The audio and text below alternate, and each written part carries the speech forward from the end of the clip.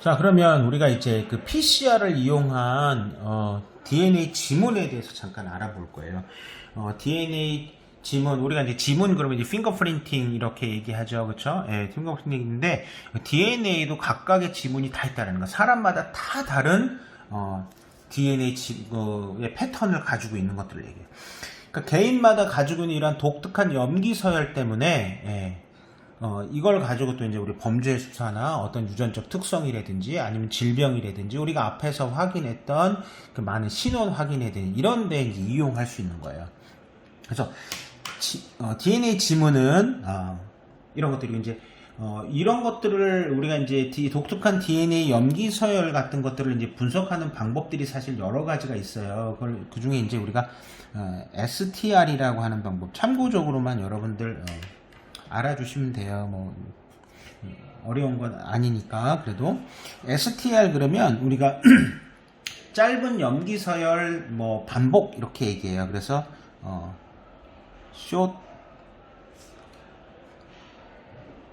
tandem 그 다음에 이제 서열 그러면 이제 우리가 여기서 이제 반복 repeat 이런 거 이제 약자라고 그래. 그래서 우리말로 하면 짧은 염기 서열 반복이다. 이런 말. 짧은 염기 서열 반복. 이거를 이제 우리가 또 뭐 한자라면 단연쇄 반복 이렇게 한대요. 그러니까 STR 방법 이렇게만 얘기해도 뭐, 그러니까 좋을 것 같아요. STR이라는 것만 얘기해도. 그러니까 2개에서 또는 이제 뭐 많으면 13개의 짧은 염기가 유전체마다 계속적으로 반복돼요. 예. 그러니까 그 반복되는 특정한 염기 서열들을 가지고 있어요, 사람마다. 그걸 이제 STR 분석을 하면은 이제 확인할 수 있다. 이게 이제 DNA 지문하는 데 있어서 대표적인 생명과학 기술 중에 하나라고 볼 수 있습니다. 근데 이러한 DNA 지문을 얻는 방법은 뭐냐면 사람마다 DNA 염기 서열에 유전적 변이를 포함한 부분이 있어요. 염기 서열에 특별히 사람마다 유전적 변이가 포함된 부분들이 있다고. 이런 것들을 이제 DNA로 증폭시키면 돼요. 그러면 그런 것들 DNA라고 하는 것들이 선생님 여기다 2가닥의 DNA가 이렇게 있으면 어느 특정하게 이제 반복되는 부분들이 존재한단 말이죠. 이만큼씩. 예를 들어서 여기는 이렇게 짧게 있다. 그럼 얘네들을 이제 우리가 얻어내야 되겠죠. 얘네들을 얻어내려면 뭐로 잘라내냐면 우리 유전자 제조업에서 공부했던 것처럼 제한 효소로 잘라냅니다. 여기를 제한 효소. 그러면 어떤 사람들은 여기에 있는 이 특정한 염기 서열이 만일에 선생님이 그냥 예를 들면 뭐 A, A, G, C, T 이렇게 돼 있다. 근데 어떤 사람들은 A, A, G, G, A 뭐 이런 식으로 돼 있다. 이런 식으로 다 다른 거죠, 그렇죠?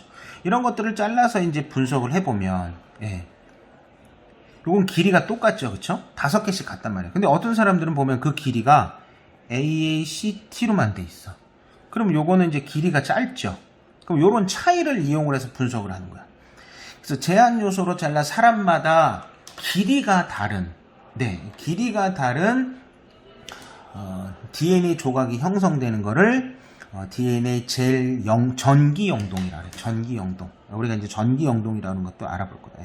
전기 영동이라고 하는 기술로 간단한 기술이에요. 기술로 그걸 분리해 나타냅니다. 그래서 전기 영동의 원리라고 하는 것은 뭐냐면 전기 영동의 원리. DNA는 뉴클레오타이드의 인산이 DNA는 뭐로 되어 있죠, 여러분? 그렇죠? 염기, 당, 인산으로 되어 있잖아요, 그렇죠? 그 중에 인산은 마이너스 전하를 띠고 있어요. 음전하를 띠고 있다고.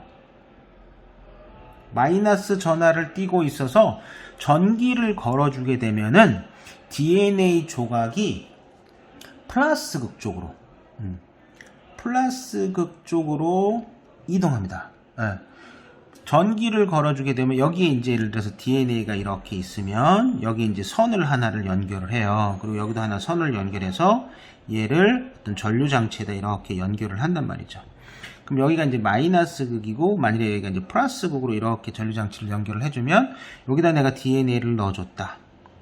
그러면 DNA는 인산 때문에 마이너스 전하를 띠고 있으니까 전기적으로 뭐가 발생해요? 그쵸? 여러분들 청력이 발생해요.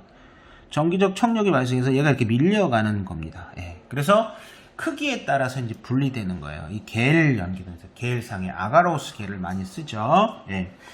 그래서 짧은 조각일수록 이동 속도는 어떻게 되겠어요? 크기가 작으니까, 분자량의 크기가 작으니까 빨리 이동한다고. 빨리 이동한. 그 원리를 이용해서 사람마다 잘려져 있는 DNA 조각의 길이가 다 다른데 그 다른 조각들을 분리해내는 작업들을 이제 전기용동으로 하게 됩니다. 이게 이제 단백질도 있고 DNA도 이러한 방법으로 전기용동을 해요. 하나의 방법을 제가 여기서 예전에 좀 공부했던 우리 책에서 많이 나왔던 내용들을 우리가 이제 여기다 올려보면, 자 봅시다. DNA 겔 전기용동의 원리는 뭐냐면 그림 가는 세 사람의 베타글로빈 유전자를 동일한 제한 요소를 잘라야 돼. 여기서 중요한 건 이거예요. 그렇죠? 네. 전기용동 PCR을 이용해서 DNA 지문 검사를 할 때 제한 요소를 뭐 A라고 하는 사람은 가를 쓰고 B라고 하는 사람은 나를 쓰고 C라고 하는 사람은 타를 쓰고 이렇게 쓰면 안 돼. 다 똑같은 제한 요소를 써야 돼. 동일한 제한 요소로 처리했을 때 생성되는 조각을, 나는 제한 요소가 처리된 세 사람의 DNA 시료를 전기용동으로 분리한 경과다. 이렇게 나타났어요. 자, 그러면 한번 좀 더 확대를 해서 여러분들 보기 좋게 해볼게요. 자, 베타글로빈 유전자를 분리해가지고 여기다 딱 집어넣었어. 그리고 제한 요소로 딱 했더니 얘는 두 가닥으로 이렇게 잘렸고 B도 두 가닥으로 잘렸는데 얘는 조금 더 작고 큰 거로 나눠졌죠. C라고 하는 사람은 세 개로 짜게졌어요. 잘라졌단 말이죠. 예. 그래서 얘를 전기용동을 딱 걸어주는데, 예, 여기 전기용동 보면 여기 이제 전원 장치가 있고 이쪽에 마이너스 극이고 여기가 플러스 극이에요. 예. 그래서 이 위쪽에다 전기용동을 딱 걸어줬더니 기억이라고 하는 거는 두 개의 조리. 자, 그래서 기억이라고 하는 거는 두 개가 이렇게 나타났는데 길이를 이렇게 보면 DNA 조각이 이동했다라고 써 있죠. 그렇죠? 그럼 위쪽에는 어떤 애들이 있냐면 크기가 큰 거. 이쪽에는 크기가 큰 거. 예. 그리고 아래쪽. 이쪽 아래쪽에는 크기가 작은 거. 예. 작은 거로 이렇게 나눠져. 근데 이제 기억이라고 하는 건 두 개로 쪼개졌어요. 그럼 여러분 여기 이제 보면 얘가 니은이래요. 니은이라는 두 개, 가운데 있는 애는 세 개 이렇게 나눠져 있죠. 그쵸? 예. 크기를 보면 요 니은이라는 애가 크기가 제일 큰 거예요. 얘가 크기가 제일 큰 거. 그러면 요 니은은 요 세 번째 있는 애는 B라고 하는 애로 볼 수 있죠. 그쵸? 이게 제일 큰 거죠. 니은은 여기 있는 거예요. 니은이라고 볼 수 있어요. 예. 그 다음에 기억이라고 하는 애는 두 개야. 근데 두 개 중에서 얘가 큰 거고 얘가 작은 거야. 그러면 얘가 두 개인데 요 A는 기억이라고 볼 수 있는 거죠. 그쵸? 그 다음에 C라고 하는 애는 세 개로 되는 얘가 제일 큰 거야. 디귿. 이 C라고 하는 부분이 디귿 부분이 되고 나머지 두 개의 길이를 또 비교해 보면 돼요. 네. 이해되시겠죠? 네. 자, 그러면 그 내용을 한번 잠깐 정리를 한번 해보겠습니다. 네. 자, 가에서 세 사람의 베타글로빈 유전자를 동일한 제한 효소로 처리한 결과 나타난 DNA 조각의 크기가 서로 다릅니다. 이것은 세 사람의 베타글로빈 유전자를 구성하는 DNA 염기 서열이 서로 다르기 때문이다. 세 사람이 다 베타글로빈 유전자의 서열이 다 다르기 때문에 제한 요소로 잘랐을 때 다양한 형태의 DNA 조각이 나온다. 다형 현상이라고 해요. 다형 현상으로 나타나게 됩니다.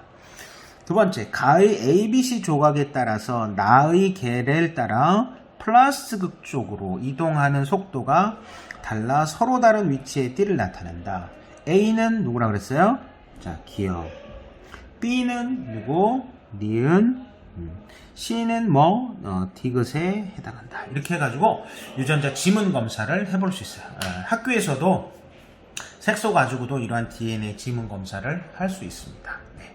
그래서 우리가 PCR을 이용한 DNA 지문 검사까지 이렇게 확인했고요. 마지막으로 여러분 PCR 관련된 문제 한번 확인하고 마치겠습니다.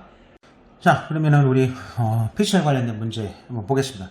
다음은 DNA를 이용한 중화표소 연소의 반응에 대한 자료입니다. 자, 자료를 보시면 주형 DNA의 염기서열은 다음과 같다. 그래서 이제 5번에서 3번, 3번에서 5번까지 쭉 두 가닥의 DNA의 하나의 염기서열을 나타냈고, 시험관에 이중 가닥인 주형 DNA 한 분자 6개의 뉴클레오타이드로 구성된 두 종류의 6개래요. 우리 보통 이제 보면은 이제 프라이머는 우리 15개에서 20개라고 얘기를 했어요. 이건 훨씬 더 짧은 거예요. 예.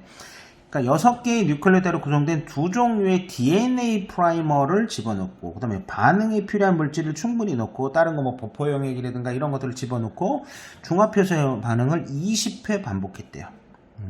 20회. 그러면 2의 20회에 20승으로 증폭이 되겠죠. 그렇죠? 20승으로 증폭이 될 거다.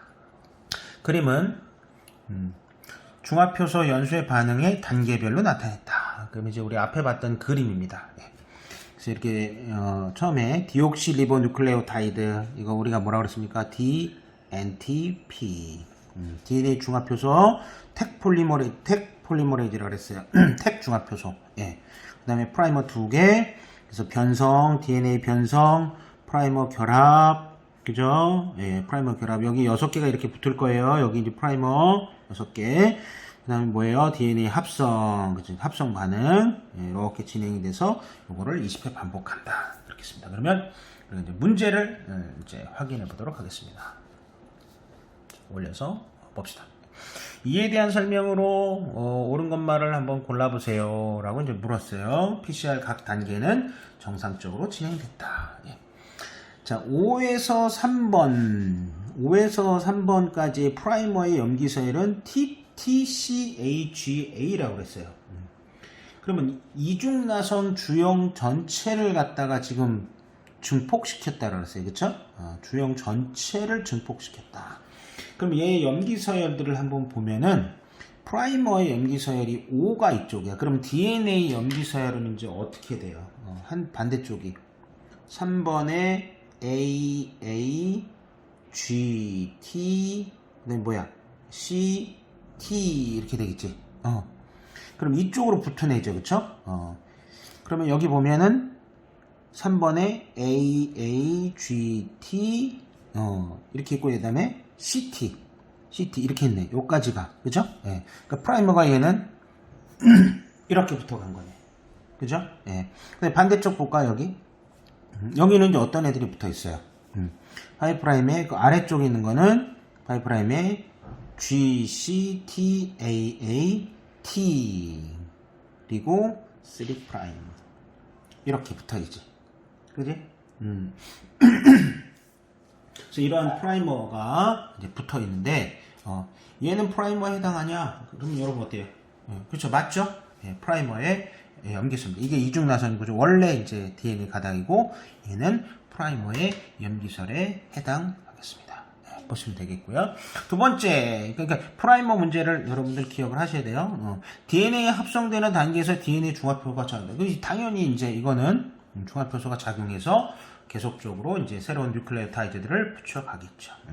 실험 결과 얻은 이중 가닥의 DNA 수는 40개냐 그랬어요. 40개. 40개가 아니라 뭐예요? 2의 20승계죠. 그쵸? 20승계다. 그러면 이제 2의 20승계 정도면 이제 무지 많거지. 이제. 요거를 한번 계산을, 계산기로 지금 해보니까, 잠깐만 계산을 해보면, 얼마가 나오냐면, 0408.576개. 이렇게 나오네. 100, 1000만, 10만, 100만. 100만 단위 이상의 그렇게 DNA가 증폭돼서 나온대요. 그러니까 40개 수는 잘못된 거죠. 그치? 그래서 기억, 니은. 그래서 DNA 중화표소 관련된 거는 과거보다는 조금 쉽게 나왔지만 뭐를 또 물어보는 거예요, 여기서. 예. 여러분들 우리가 위에서 봤던 이 염기서열의 프라이머 서열을 물어보는 것들이 있네요. 그렇죠? 예. 그래서 여러분들 이렇게 해서 PCR과 DNA 지문 관련돼서 여러분들 공부해봤습니다.